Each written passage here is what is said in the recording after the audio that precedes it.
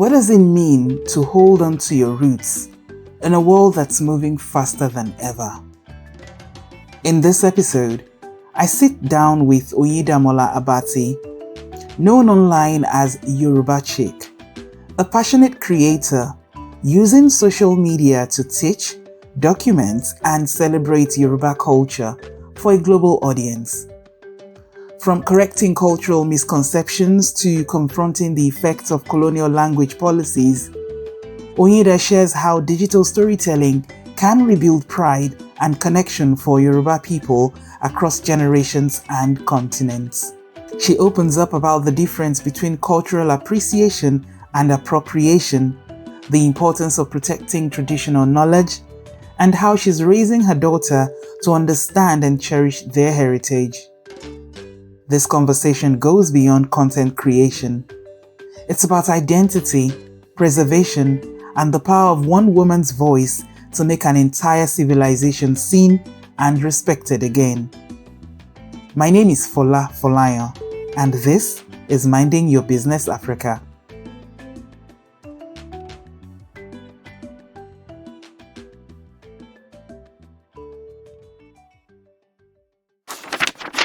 Hey everyone, it's Fola Folayan here. I just want to say a huge thank you for supporting the Minding Your Business Africa podcast.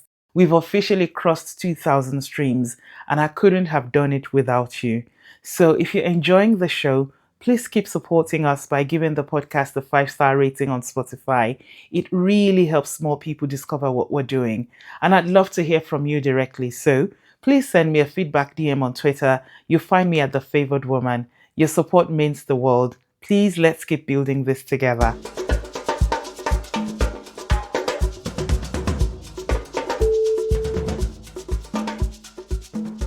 I'm going to start with just asking, about yourself, your journey as not just a lifestyle creator, but what inspires your deep connection to your culture, Yoruba culture. Was it something you grew up surrounded by, or something that you rediscovered later in life? I'll definitely say my culture is something that I grew up surrounded by. I lived across Yoruba communities from Ikorodu to Makoko, Mushin. So these experiences have shaped me. My grandmother is an Awori woman from Lagos State, and my grandfather is Wow. proper Oyo man. So I would say I definitely grew up surrounded by Yoruba culture.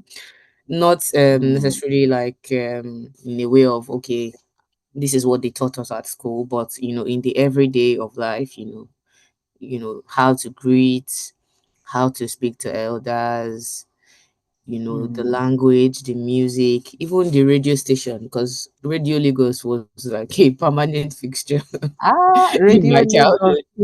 Tiwa. Yeah, so to me, it wasn't culture, it was just like a normal way of life. And it wasn't Yeah. until, adulthood that I started to see like, oh, okay, um, these are some things that might be different to other people. They might not live their lives this way. And I began to see that okay, this culture is unique to me Mm, as a Yoruba lady. And it gives me some mm, immense pride. And I think in the past I wasn't too sure if talking about my journey as a Yoruba woman would gain a lot of traction. I used to talk about it here and there, and mm. especially my experiences with now we've spoken about Yeah. this before. Some of those experiences that shaped me growing up is like being told some things that will be stereotyped as a Yoruba woman. And spoke about that a lot as Yeah. a lifestyle creator. But I don't know when something really clicked was when I don't know, I just decided maybe it was having a daughter or becoming a mom for the first time or leaving the Mm, country, but something clicked within me, and just I just developed this fierce protectiveness of my culture, and I'm like, okay, I definitely want the world to know more about my culture, and I want to have like a record, a permanent record online. I'm not going to be here forever. I'm not going to pretend like Mm. I would be here forever. If there's something my daughter could look back on about, me, I would like her to see me talking with pride about who I am, where I come from, and everything Mm. that has made me who I am today. So that connection is, essentially what brought me to be today. It's interesting listening to you talk about this, and I realize that we have similar background in terms of how we grew up. I mean, I was born, raised in Ilorin, a very Yoruba town. My Mm-hmm. mom, my mom is actually from Kogi State, but she's from the Yagba speaking side of Kogi State. People call them the Yoruba speaking side, but their language is not exactly Yoruba. But because Um, we grew up in Ilorin, Yoruba is very it's ingrained in us. And my dad is from Osi. It's a very little known village, and it always confuses people because when I fill in forms, I put in Ekiti local government, and people say, "How is Ekiti local government in Kwara State?" mm, But then yeah, it is what it is, you know. But I was intrigued by something you said, how that you just lived your life. You learned these things. You learned how to greet people. You learned, you spoke the language, you ate the food, the practices, our everyday life. When we were growing up, we didn't think that it was something to pursue or to even discuss academically, or yeah, to even think that this is something we might have to defend mm, later on, or something we might have to consciously educate people. We were just living our lives. mm, But like you said, at some point, it starts to become obvious that, hey, some sort of education and re education is needed. And I could relate, with you saying that when you became a mom, you became fiercely protective. For yeah, me, too, because when I became a mom outside of Nigeria, outside of my culture and my homeland. And I live in this space where I don't have a lot of Nigerians, not to talk of a lot of Yoruba people around me. So I am constantly in this fear, or let me say trepidation, that at some point my daughter is going to grow up, and if she doesn't have the influences around her, she might not really learn. you mm, know she might just grow up and have multiple identities. And of course, I appreciate the fact that she will learn to speak multiple languages. But what's the point of speaking multiple languages if she cannot speak the one that is her yeah. Oh, heritage? So I get that. And then you've become quite a voice online for preserving the culture. And I think it's beautiful. The first time I came across your content, okay, and you're beautiful, you have this lovely fashion style. It's just a very lovely thank aesthetic. you. So my question would be, what led you to use social media as your platform, and why is this important for you? Why is this an advocacy issue for you? So, a little background, I'm a researcher, and Oh, at this, I worked as a graduate assistant and an assistant lecturer at the University of Lagos, um, okay. at some point in my life. So, I could have decided to go down the research route into publishing and all that, but the truth is that social media is the visibility we have today.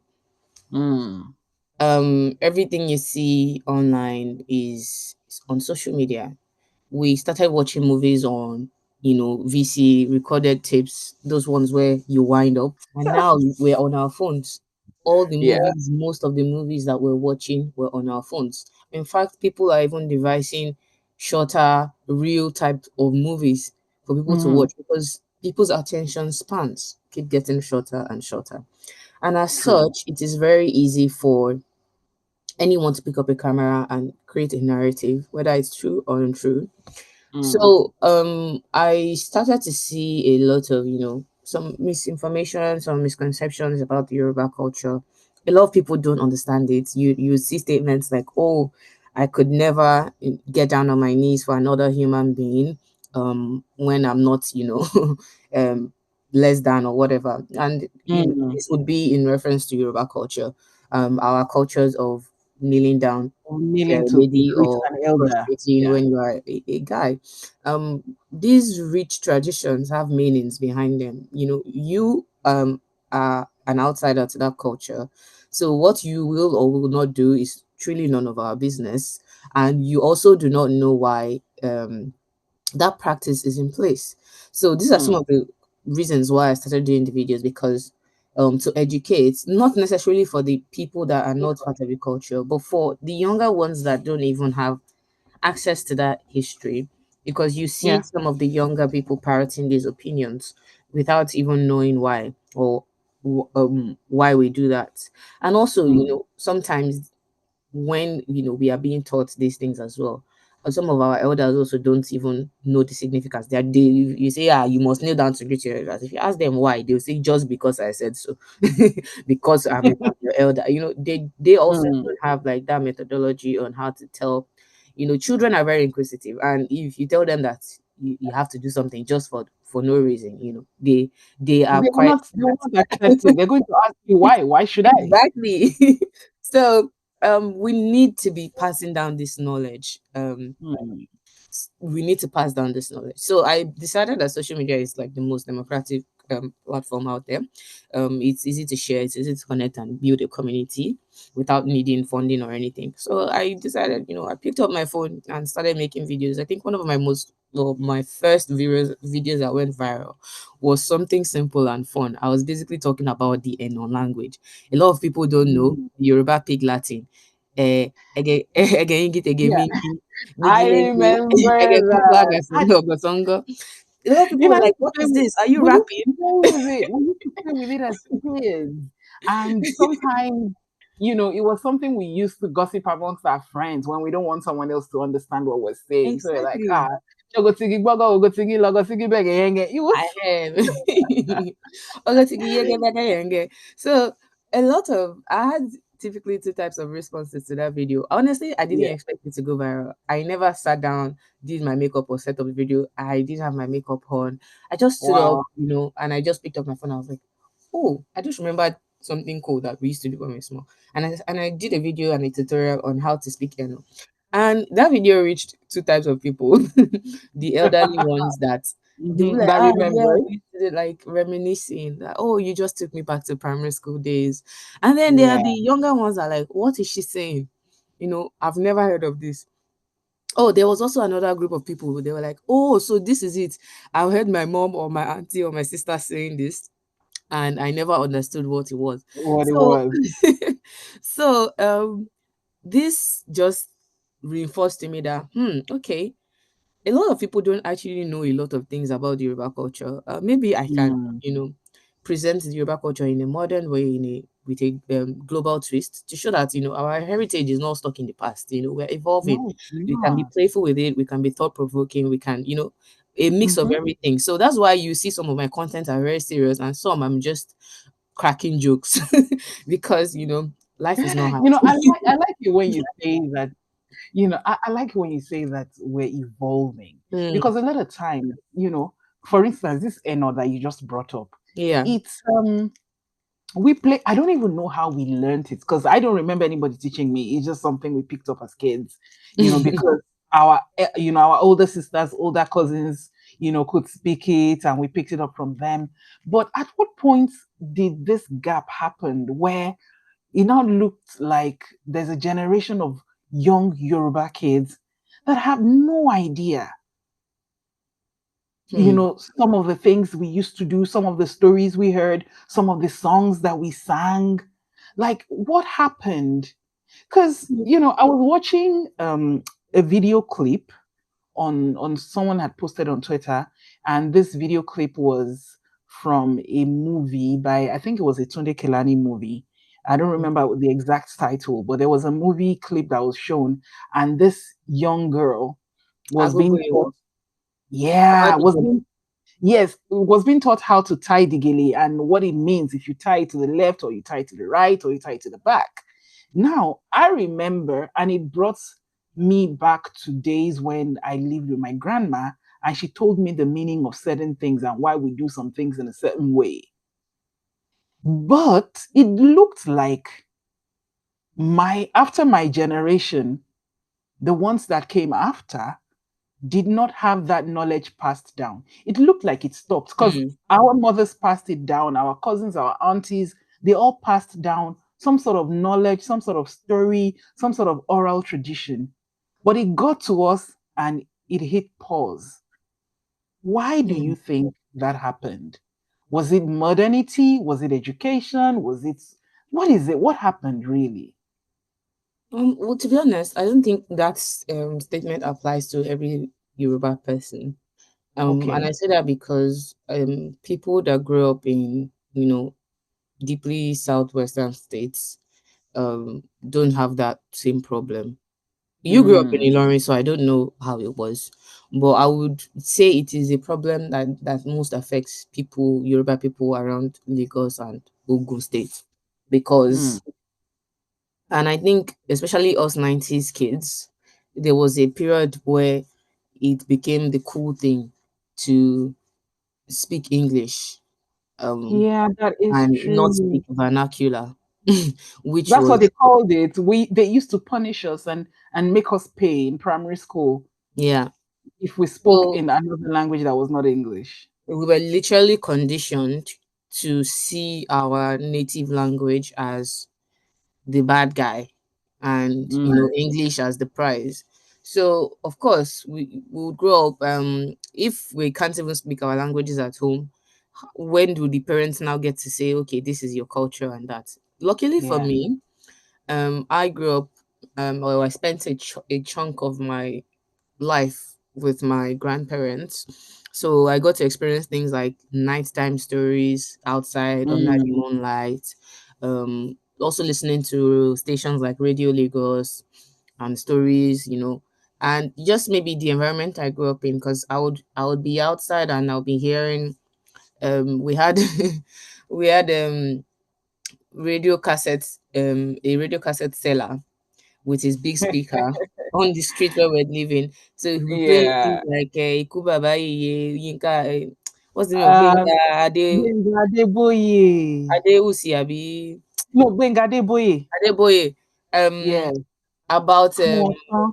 the jokes when he travels and everything. All those things were the things Yes. that I listened to growing up. So I did, get some of that, even though if it was not a complete education, it gave me a solid foundation to be curious. Yeah.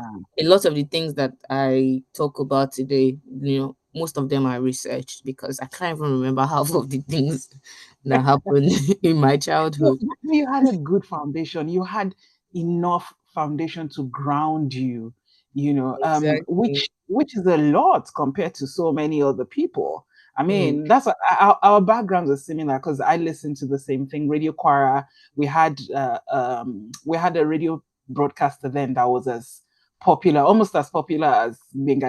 I think he was a prodigy of Benga. They called him Fatai Adeni Dan Kazim, and okay. he was the big deal then. And my grandmother, shout out to my grandmother because she was very instrumental in a lot of the things I learned.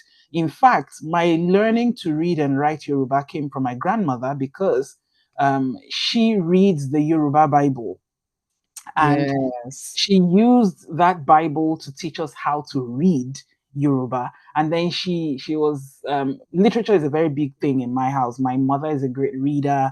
My grandma is a great reader. So we had all these literature books, Idamopa Dimikailu, Mm. all the Obojo Ode series and all of that. And it was beautiful. And I feel like this is something that somehow there's been a disconnect. And now that there's a huge diaspora um, population. That's why I find what you're doing very, very useful because now we have a huge diaspora population. Someone has to stand in the gap, Yeah, another to thing I teach, to noticed inform. that's also pushed me to this was anytime I looked online for resources about Yoruba culture, like maybe I wanted to research about Orishas, I Mm. would be seeing Spanish. And then Oh, that was what led yeah. me to discover Santeria, which is a type of syncretic religion across Catholicism and Yoruba spirituality practiced by Yoruba descendants in places like Brazil, Mexico, and Mm-hmm. South America. Most of these contents were, they were the ones who publicized it, and it used to irk me that they would misspell it. I know it's not their fault because they had to do what they had, like mix with Spanish with the Yoruba. So they would write Oricha and they would write Yeah. Oshun, and I'll be like, oh, this is not the right one. I'm looking for the right one. So these things made me realize that we don't document our culture. We don't even revere it. Like they Mm. would make cartoons, they would make pretty images about these things. And if you would Google maybe this Oshun in Nigeria, it doesn't look appealing. Not like the goal for it is to look appealing, but Yeah, but it's to give some sort of mental image and exactly, to make it mainstream. So it's not some exactly. fringe thing that someone would, that people would not understand. Because once it becomes mainstream, young people can, can connect to it. Everybody can connect to it, and it stays in Exactly. your mind. You know, these It the things features that they would make in movies about mainstream media. Thor and all Hmm. these Greek gods, Roman gods, and things.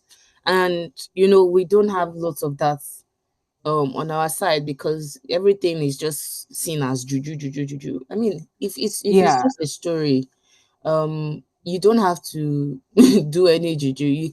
But you can make stories. You can tell stories about who our ancestors were and who they used to be, how they came about.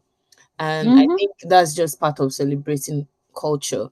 You don't have to, erect a shrine in your house or anything. I think that, see, I think even if you do, see, this is my opinion. I feel like colonialism did us a huge disservice. Did us real death. And, Yeah. you know, the colonialism coming with the religion of the colonial, I hate to call them colonial masters, No, no, you please know, don't. coming with the colonizers. Yeah, The exactly. religion coming with them did us a huge disservice because what it did was basically demonized and colored all of our heritage as something evil to be avoided. Mm. I like how you mentioned Greek mythology because I was in Greece in September, and I went to the flea market just to see what I could get, like what is in the market that I could buy. And something struck me everywhere on the streets, especially in the market. You're going to see, I kept seeing, certain colors. Like there's this blue, blue, even in souvenirs, and there's this image. I'm like, what is this thing? And someone said, oh, it's the evil eye. And I took like two steps back. Like, what is the evil eye? And they explained it to me. So apparently in their culture, the evil eye is not like as it literally translates. It's something that is Mm. supposed to ward off, you know, Evil. evil omens and whatever. So people use it in jewelry, they hang it on the wall as decoration, they put it on their clothes, even in their beads, they have this blue and some of it is decorated with the eye. So it's a very deeply cultural thing for them. And I saw a lot of references to their Greek gods and all their many deities. It was everywhere in Mm. homes, despite the fact that they have a very strong Greek Orthodox church. They have that as well. But even that did not stop them from still referencing their indigenous, gods and their beliefs. And I looked at it and I said, you would come to Africa with our many orishas, our many deities, and we have been so indoctrinated to a point where some of us are afraid of them. So I You think we're even not just afraid, like we are even the main ones calling it demonic now. Like the oh the yeah, colonials have passed down the whips they've passed into down the their fear, hands so of we are the now the ones yes. saying no, So no, no.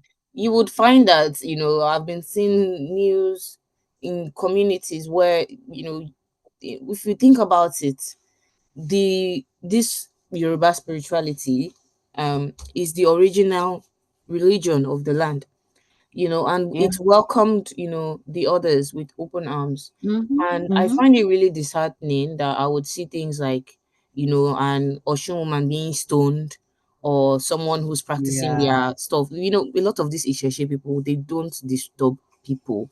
They go about their Mm-hmm. things quietly. They don't have microphones making noise like all You would these never you would people do. never hear them preach against any other religion. They do They their thing and don't. mind their They business. don't. But they face the most disrespect in this country. And you would think that, okay, the ones that are actually indigenous to the land would at least get a modicum of respect. They get harassed, they get persecuted Yeah. by all other religions in Nigeria. So I just really find it hypocritical, and I hope we can take a look inward and start.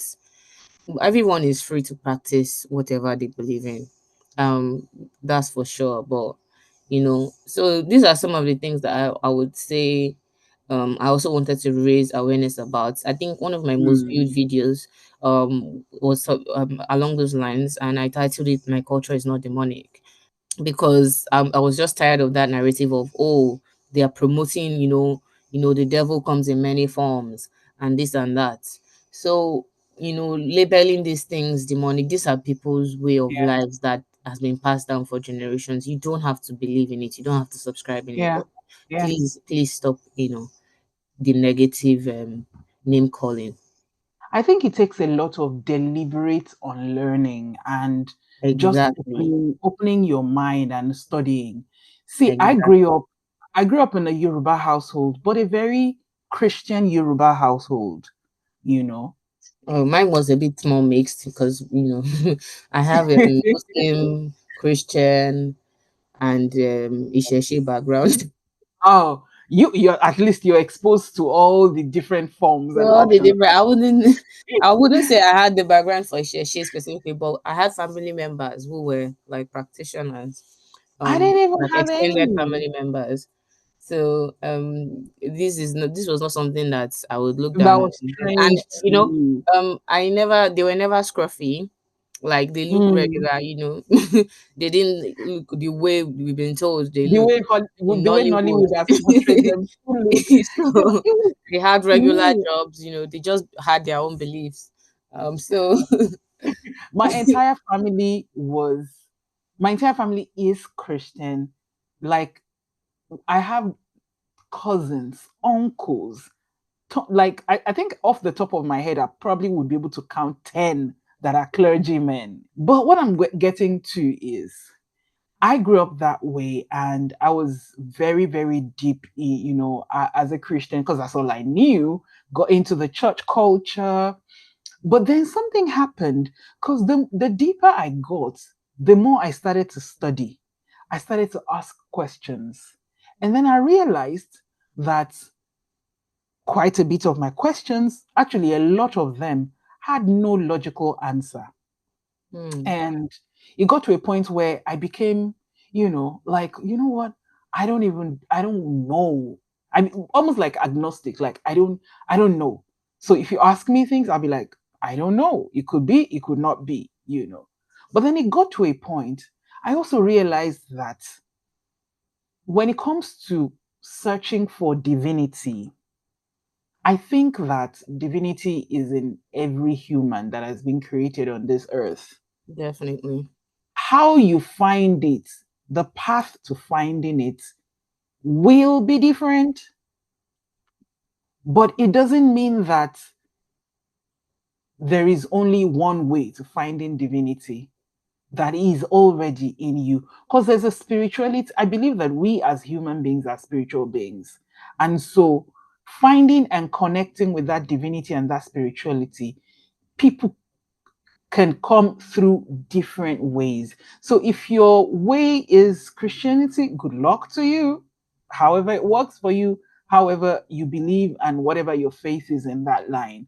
If it is Islam, if it is Isheshe, if it is Hinduism or Buddhism, however it is that you can connect to your divinity and your spirit, good luck to you. Hmm. And that's how I came to that conclusion that, hey, and then for me also, I think I now got to a space where when I got to that space, I started to open my mind to other people, other thoughts, other ideologies, other practices. And I found out that being an African woman, being a Nigerian woman, being a Yoruba woman, there is my heritage and all of the I don't know how to the word for it, but you know how they say in Yoruba, like okun to fa eyan, like what Mm. connects you on the inside. A lot of times you can't get it within any of these foreign religions. So you just have to connect. It's like connecting with your head, connecting with your eleda, connecting with it's deeper than whatever it is some preacher, in a building can teach you or can tell you. You just have to Yeah, find it to be within honest, yourself. I find that religion in Nigeria as a whole is very much like subsidizing your thinking to a major leader. A lot of people don't Mm. actually even bother. I doubt it. A lot of people actually sit down to even, think about these things themselves. They just want to go to church on Sunday or go to mosques and be told, what is in the Quran Be and what's told in what to the do, Bible. They, how to think. how to exactly, Yeah, and rather than actually thinking, okay, what does my soul say? yeah, What's speaking to me on the inside? So I think um every one of us just needs to find our personal religion. Like yeah. it doesn't have to be textbook. You just need to know what works for Hmm. you and what doesn't. And because um there are so many contradictions if you think about it.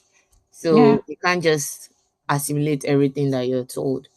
And we also need to take in into the context that most of these Abrahamic religions that were brought um into our space were not brought out of love for us or Nope, because some people absolutely really not. wanted us to go to heaven, like that they crossed No. dangerous seas and scorching deserts. Like, wow, we must really save these people. That's Nah, no, that's not why. it wasn't because they loved us so much and They wanted us didn't to. love us so much. So think why, Yeah, they came and left you with this. And most of the countries that brought these things are some of the most developed today. They don't subscribe to this religion. Like half of the countries like exactly. England and so like most of the churches are broken down and being are just empty on most They've days. moved on. Um They've moved Dubai on. is one of the most prosperous places on earth today. And so while we are busy stuck in the past. They've just left that one to us to be fighting Yeah, over. Oh, we are all fighting over which one is the best religion. They are in the future, building stuff, achieving stuff, while we are stuck fighting over religious differences that I don't even think matter at the end of that the don't day. that don't really. It doesn't matter. It doesn't do anything for us. And the And all thing it does is the is keep hypocrisy is our just there. minds A lot of trapped. people are still terrible. They'll still cheat their neighbors. Like the Yeah. the criminality is insane, and yet we are one of the most religious countries. So the numbers are not adding up. Mm, The I numbers are not agree. adding up. I totally agree. I mean, there's been a lot of conversation now about cultural appropriation, Hmm. especially around Yoruba spirituality, names, fashion, and sometimes this conversation gets so heated and everybody kind of withdraws to their own corner. Um, the first time I started being aware of, the heavy debate on cultural appropriation was from African Americans. And, they would, in fact, there was a time, oh my God, I was dragged and I was almost nailed to the stake because some British girl, it's Adele actually. Adele had done a hairstyle in this Bantu knots, Wow. for the Notting Hill Festival or Carnival rather.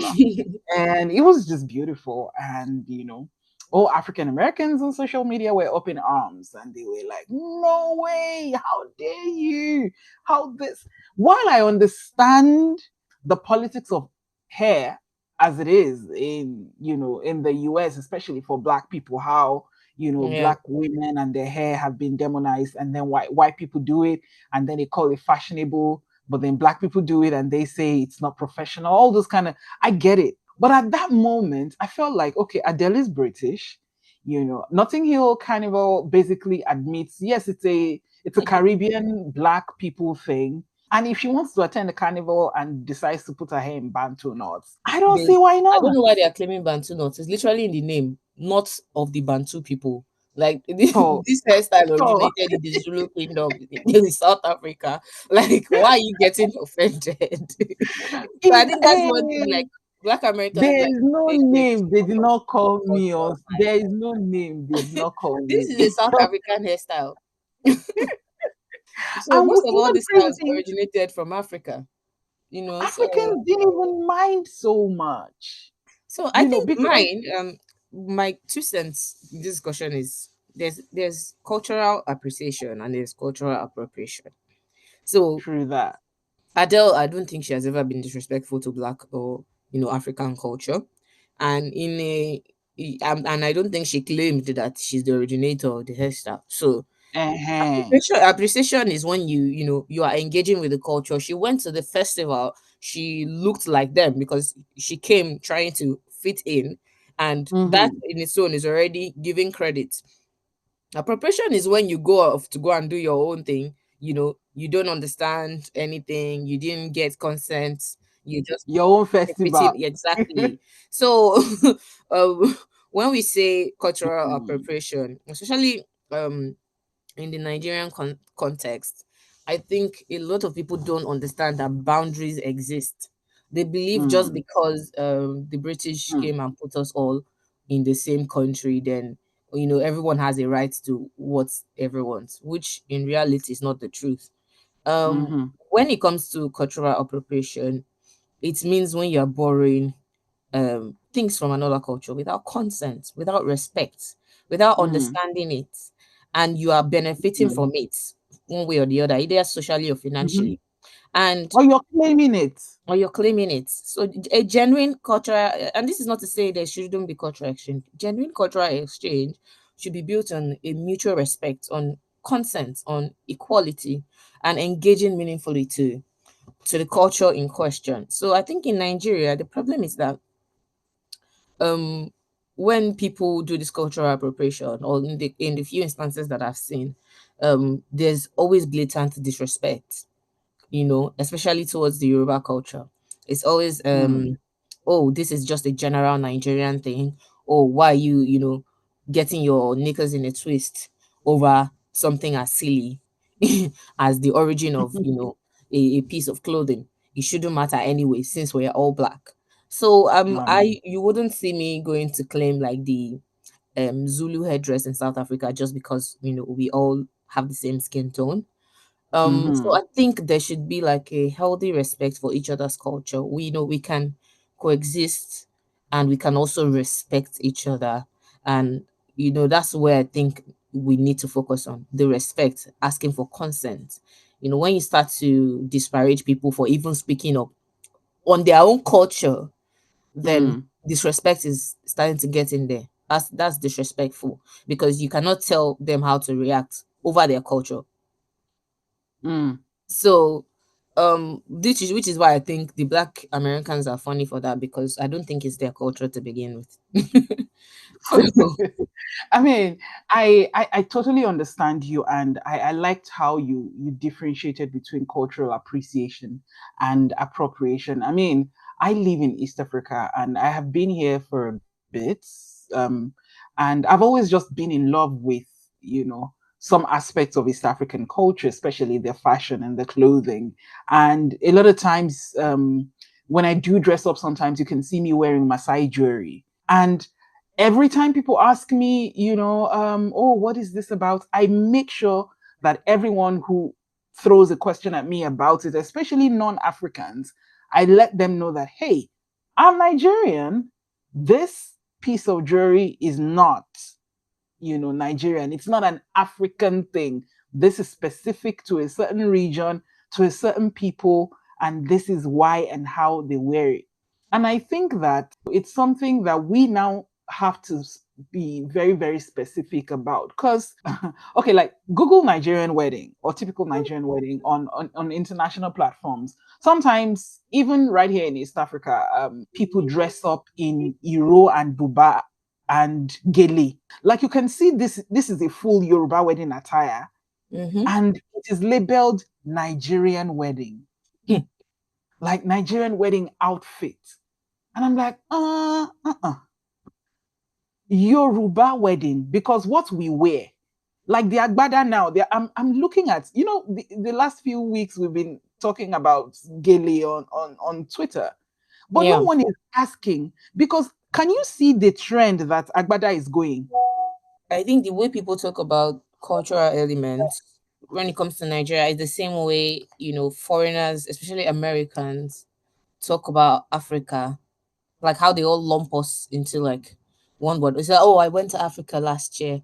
Oh, it's an African language. When in reality, there's like hundreds, if not thousands, of languages. It's the same Yeah. way you can come and say, oh, this is a Nigerian wedding when there's over 250 ethnic groups. So which Mhm. which of the Nigerian weddings? So I Exactly. think Which one? I think saying Nigerian is very simplistic when it comes to culture. And also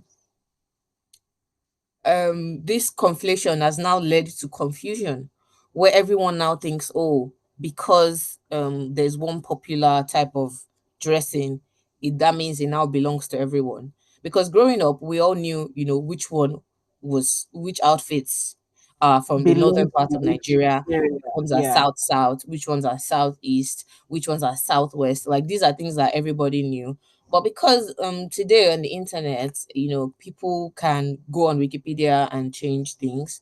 People can write articles, even though it's not reference, it's not peer reviewed or anything. People can just write whatever they want and put it on Google. And Google will Hmm. accumulate all these things and give you a summary and say, oh, this is this.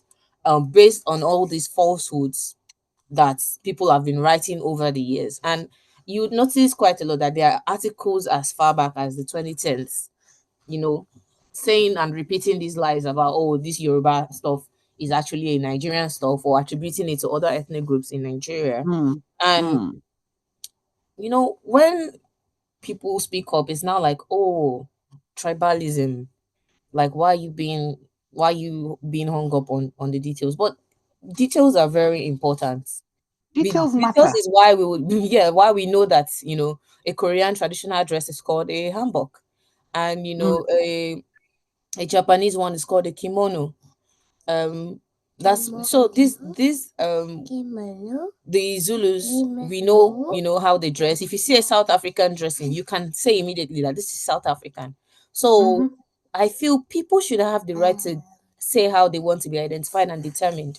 And they don't, we know our right to remain unique and not be Nigerianized or generalized is a valid concern. And anyone who is downplaying that is, being very silly or obtuse deliberately. So which is why I find the whole conversation about, oh, Gile is not Gile very disingenuous and dishonest, because Yeah. they try to trivialize it and say, oh, this is just a little it shouldn't matter anyway.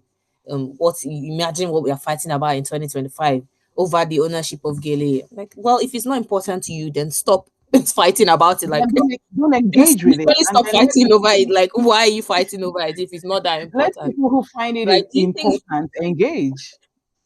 so?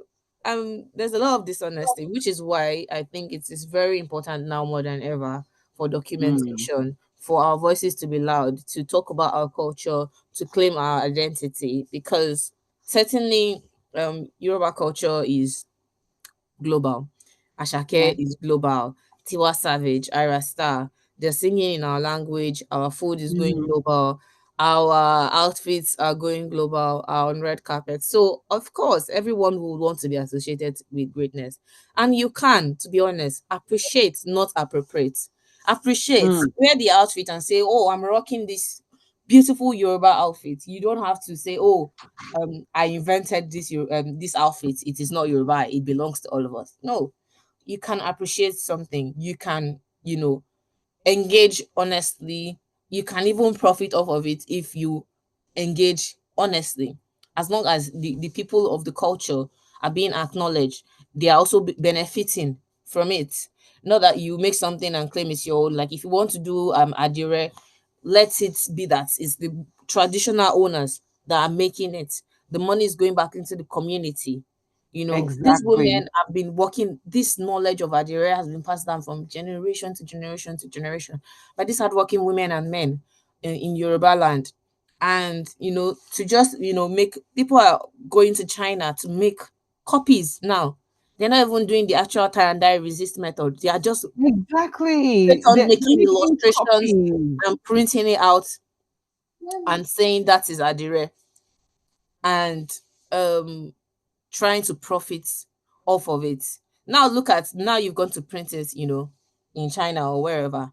The women back home are not making any of this money, which is at least one of the reasons I also started talking about the GI for some of this, to protect some of these cultural artifacts, Ashoke, Yeah.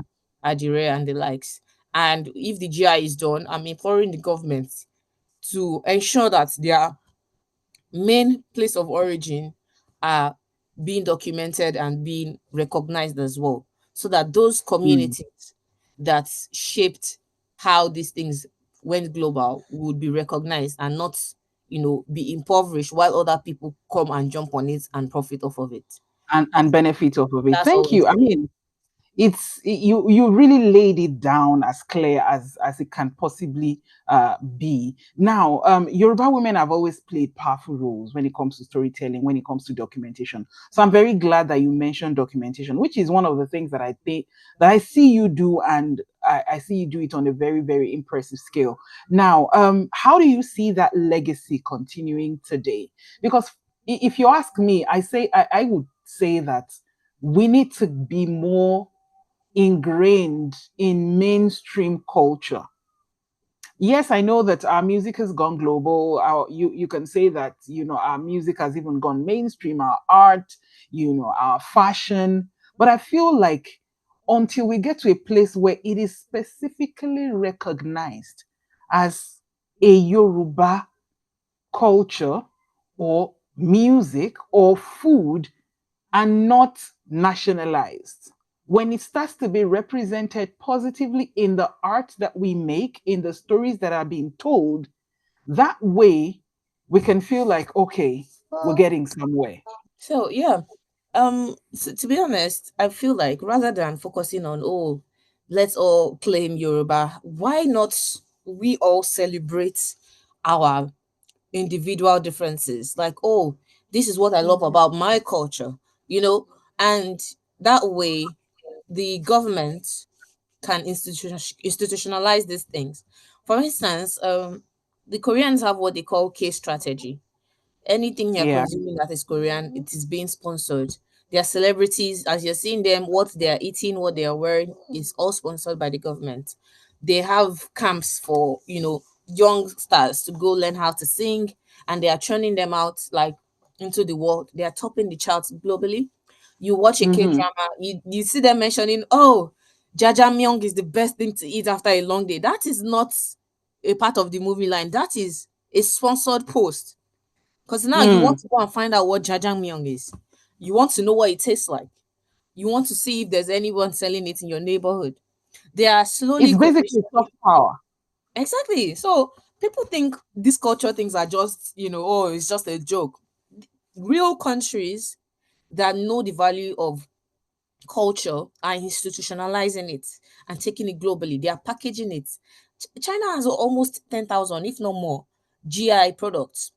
Countries like France, Berlin, they are investing strongly in their cultures.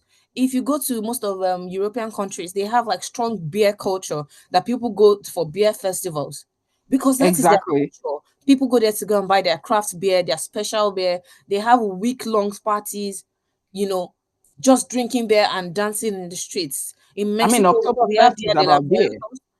So, yeah. I said Oktoberfest is about beer. Exactly. So when they are saying, "Oh, it's not significant," or argue over wounds, girl, that is a real joke. It is Mm, very significant. And if only we are serious about our cultural exports, our arts, and our tourism, these are the things that we should be promoting. And how we are slipping it in there that, oh, Amala is the best thing to have after a long day. How Zobo is very refreshing.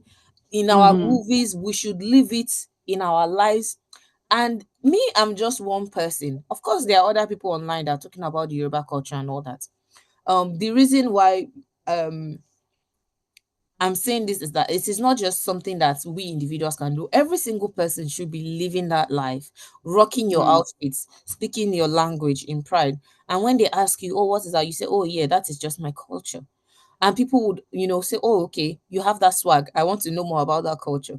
We should live it. We should be institutionalizing it.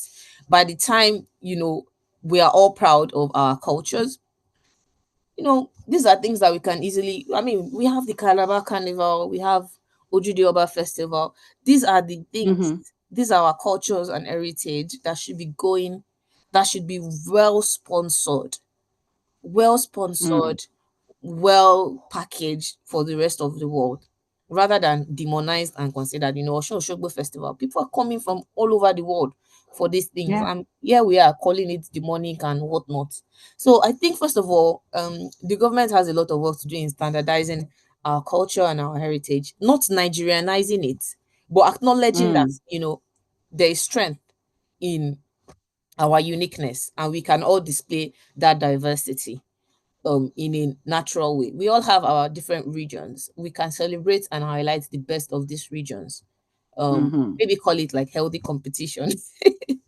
So I mean, see, Nigeria would be, if we do what you're saying, Nigeria would be one of the best places, for imagine, tourism in Africa. Because think about it. We yeah. have the Yoruba in the southwest, we have the Igbos in the southeast, we have the Bibios, we have the Jaws with Look at unique the culture, Yoruba unique festival in the food. north. Look at Durban, exactly. Durban in northern Nigeria. We have beautiful outfits, beautiful, amazing food, incredible, traditions that are just beautiful to watch. So we would be one of the most amazing places to travel if we can just do this right. Exactly. I think also the governors have a lot of work to do as well, because just Yeah. rather than just Nigerianizing everything and saying, "Oh, this is a Nigerian festival," you can use that to attract revenue to your state, tourism, culture, rather than just Nigerianizing it where it's just a generic thing. People like going to places for specifics. Like, you don't hear Yeah. anyone saying, "Oh, I just went to South America." Yo, I went to Brazil. I went to Mm-hmm. Cuba, because there's something that's in Cuba. Everyone knows when you hear Cuba, you're seeing heritage, you're seeing culture, everyone knows when you go to Jamaica, there's dance hall movement, there's Yeah. palm trees, there's beaches. So people are going to these places because they're looking for something. So when you just come and say Mm. Nigerian culture, what does that even mean? What is Nigerian culture? Like, Exactly. There's nothing like Nigerian culture. If you say, mm, I'm going to southwestern Nigeria, or I'm going to Lagos, Nigeria, dirty December. You know, yeah. like you are thinking, imagine trying to make dirty December a Nigerian thing. So where exactly? Like Mm, it's too generic, it's too widespread, it's not specific. People love mm, specifics. They would want to go to Lagos because all road point to Lagos for dirty December. That's what they want. Oh, I'm going to the Doba Festival in northern Nigeria. That's what they want. mm-hmm. So these are things that, rather than trying to force this fake identity of a Nigerian identity or Nigerian culture, we can embrace like our individual identities and use those strengths to our advantage. So Yeah. that's my personal opinion on that anyways. I have one question, or rather two, just before I let you go, because I know that it's a little late in the evening. So, if you could change one global misconception about Yoruba culture, what would it be? I don't even think there's a misconception. I don't think we are there yet. Okay. Um, because I don't know. I don't think we are there to the point that people even can differentiate between Yoruba culture or not. I know to an extent people Within already Nigeria, know about it because I'll be somewhere and they'll be like, "Oh, I'm Nigerian." They'll be like, "Oh, are you Yoruba? Are you Igbo?" You know, so they'll ask me these questions. I'll be like, "Oh, how did you know about those ethnic groups?" So, um, I think if there's one thing I can change, it would be about our way of life, especially when it comes to religion or tradition. Around the world, people like to think, oh, some of these things are in the past. Our Oba system, our practices and traditions, a lot of them are not even being practiced again today.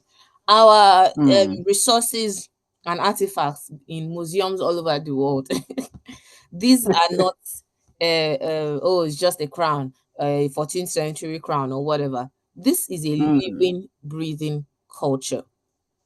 It's a living civilization that is mm, that has existed for centuries, and so this is a culture that has shaped art, that has shaped philosophy, fashion, even our language, the music across the world. From time immemorial, we have had a lot of influence on the world.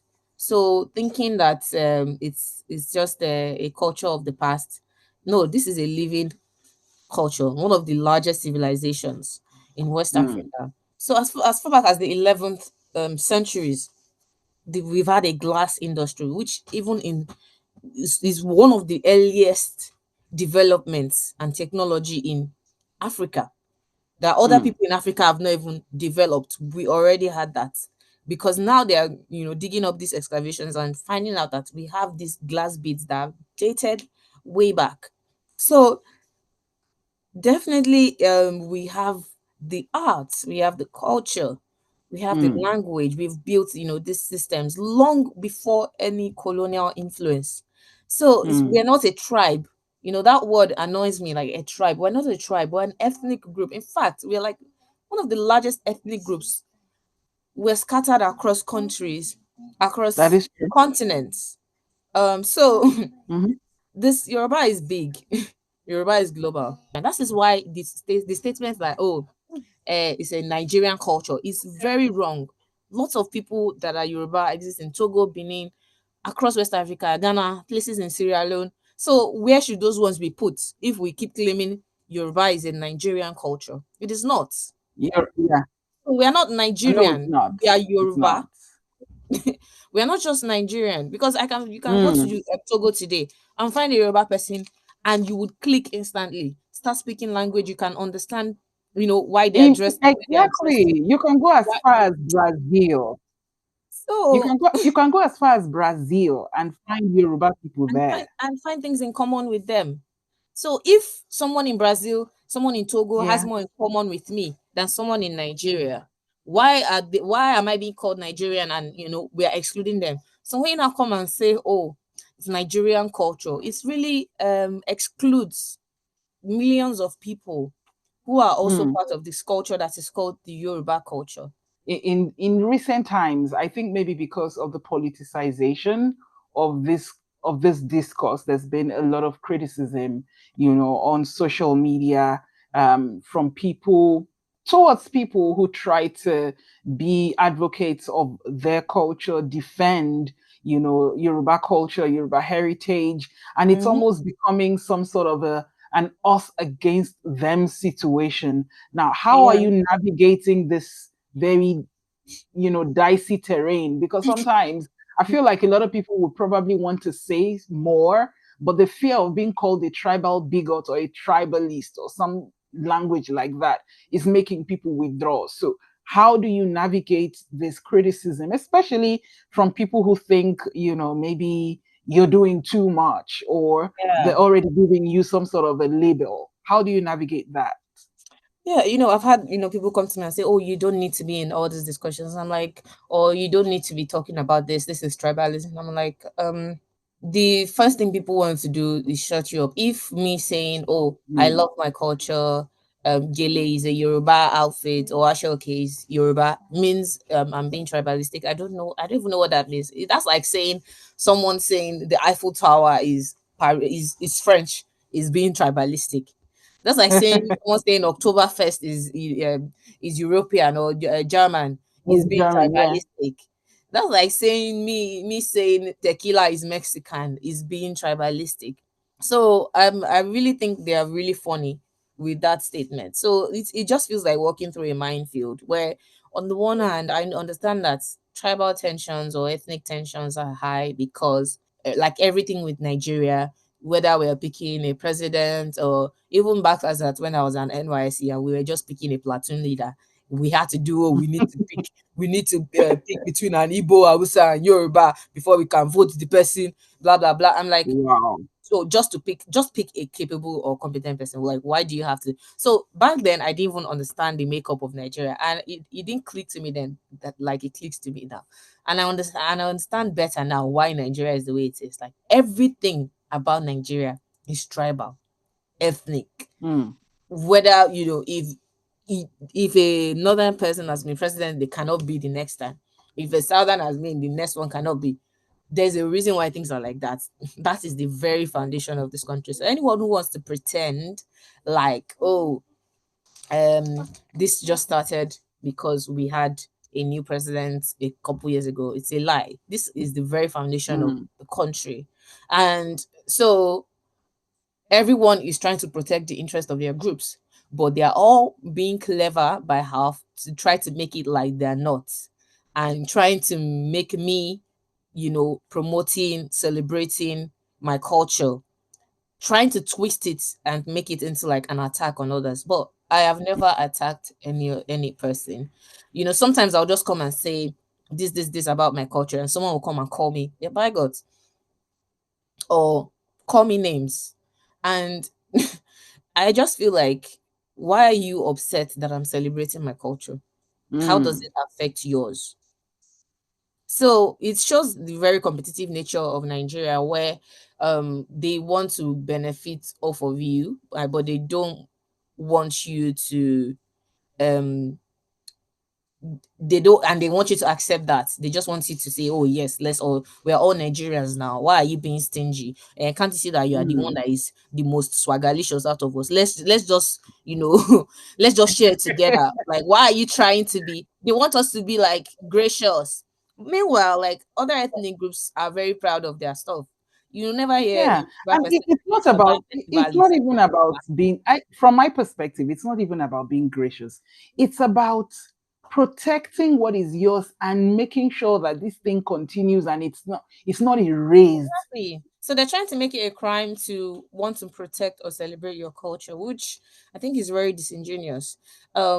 So if you are like, if I'm choosing to speak up respectfully and proudly and without apology because I love my roots, how does that Mhm. translate to hate for others? Me saying, oh, Yoruba excellence doesn't mean, Other yours is other important. ethnic groups are not exactly. Exactly. Like, why are you being triggered? So, which you Mm. can quote me anywhere. I have never spoken down on anybody's ethnic group or said this is that, da, da, da, da, da, da. All I do, in fact, most of my content, and which a lot of these comments about negativity I've gotten on Twitter. On Instagram, Mm. I just post my thing and I go. I don't engage in like most of the comments. On Instagram, on TikTok, I'm just posting. Like I said, one of my first viral videos was the Eno, teaching people about Eno. That has nothing to do Mm. with any other ethnic group. I talk about how Yorubas name their children, how the different ways we make our foods, you know, our different proverbs, just a range of topics, just talking about my culture. So if me talking about my culture and all that you can think of is, oh no, you hate me, like why is me celebrating my roots a trigger for you? You need to check Mm. yourself.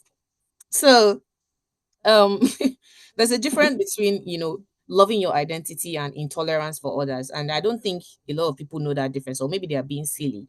So I love my culture because I love it, not because I hate Mm. yours. So I'm not I, it's called self-respect. So um I'll keep speaking on it. And my goal is not to divide, is to remind the other Yeah. Yorubas like us, especially those in the diaspora who have been disconnected from the culture for so long. Mm. They'll come and say, "Oh, I can't speak Yoruba. I want to learn more about Yoruba culture."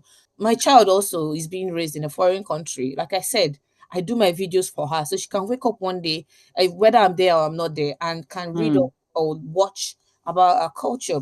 So I don't see how this is anyone else's business that is not Yoruba. So if that is triggering you, then I'm so sorry. Well, I'm not sorry actually. You might close your eyes. Like, Oh my I'm word. unapologetic about my culture, and that's just it for me. So I'm not one to be dabble in politics or whatever. I wasn't Mm. even in the country when the election was going on. So imagine my surprise when I would go on the TL and it's just always insult Yoruba this, Yoruba that. I'm like, what did we do? I'm like, why am I part of it? I didn't even vote. I didn't even vote. So why am I part of it?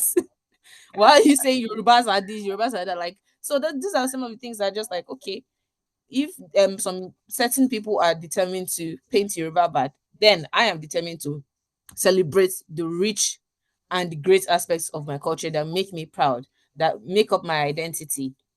So that is just it's just a celebration of culture, a celebration of my way of life. Mm. So, of course, when people that have been looking down on your culture and saying different bad things about it, when they see you promoting it, they will get upset. So those are the Mm. kind of commenters that I get, the ones that they wanted to keep having a field day where they're saying Yorubas are this, Yorubas are that. And when they didn't get that opportunity, they got angry. So they're not like, hey, who is this person that is coming to spoil our work? You know, the order of the day has always been to insult Yoruba and get lots of likes. Why are you coming here to promote Yoruba? How dare you? The only Yoruba promotion should be Nigerian culture, Lagos culture. Wow. They just want to Nigerianize it. So when you start promoting it, it becomes, oh, hatred. So um again, I'm not paying attention to the naysayers. Mm.